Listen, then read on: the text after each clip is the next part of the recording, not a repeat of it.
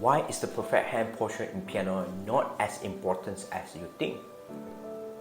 The hand posture is basically one of the first things you should learn in the piano lesson.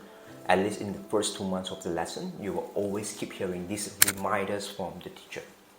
Curve your hand, no flat finger, fingers must stand still, relax your wrist, or hold a baba in your hand, and so on. I'm not sure if you heard of those old extreme traditional ideas like using 2 beats to unsure the posture, or when the teacher will hit their student hand with a ruler if they do not keep a good hand posture. But does the hand posture really has to be perfect to learn piano well? It is really beneficial to have a good hand posture. Excessive correction of the hand posture may actually bring lots of disadvantages. So number 1, lost interest and stop piano lesson. If you spend too much time on correcting the hand posture, both the teacher and student may end up feeling exhausted. We all know that a good learning experience is the most important reason for students to proceed in learning piano.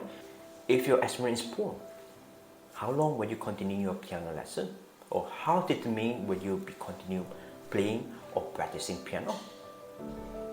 Many students give up their piano lesson due to their teacher being over strict on the hand posture. If you have to choose passion in music or hand posture, my advice to you is to put passion as your first priority. Otherwise, you may face the same issue as the video that I'm about to show you. And number 2, too much attention to the hand posture will lead to constant tension of your body. A basic principle of body movement in piano playing is actually to switch between relaxing your posture, as your body will naturally be tense after playing for some time.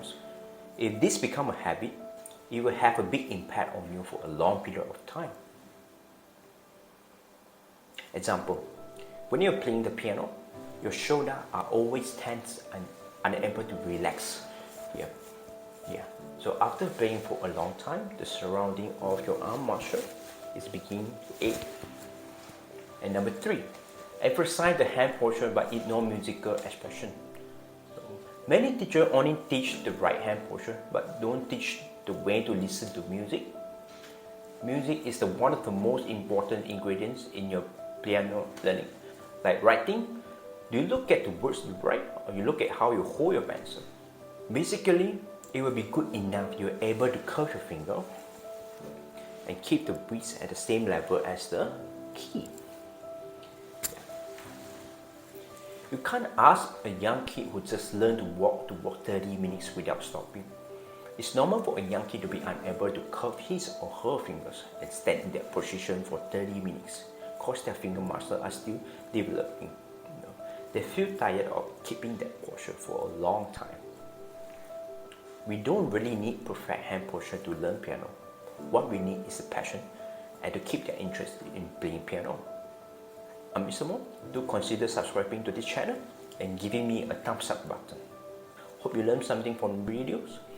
If you need teacher to provide more guidance, contact us now. See you.